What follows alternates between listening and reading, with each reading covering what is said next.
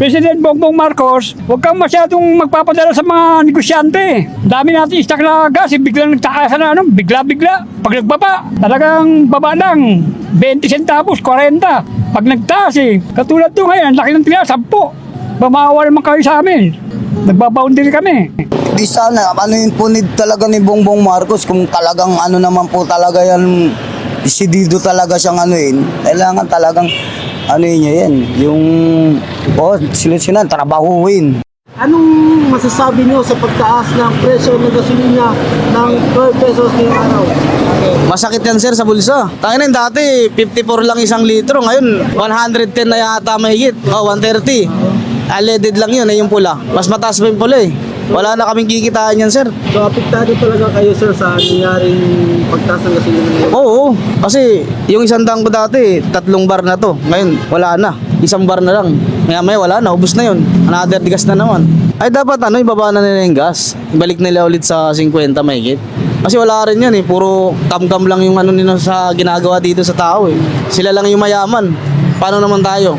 Di ba? Anong masasabi mo na tumaas na naman yung gasolina ngayon, 12 pesos? Dapat na talaga uminto sa pagmamaneho para maramdaman ng gobyerno. Dapat yan lahat ng mga buwabiyay ng ganito, tigil pa sa atin lahat Hindi na para sa gobyerno para mahirapan ng gobyerno.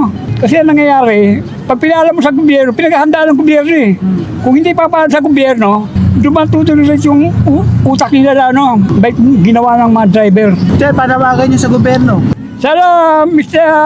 President Bongbong Marcos, huwag kang masyadong magpapadala sa mga negosyante. Dami natin stock na gas, biglang nagtakasan na bigla-bigla. Pag nagbaba, talagang baba lang. 20 centavos, 40. Pag nagtaas katulad to ngayon, ang laki ng tila, 10.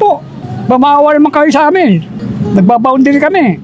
Tumaas yung gasolina. Ano ba? masasabi niyo, sir? Honest answer o ano? Yun nakakalungkot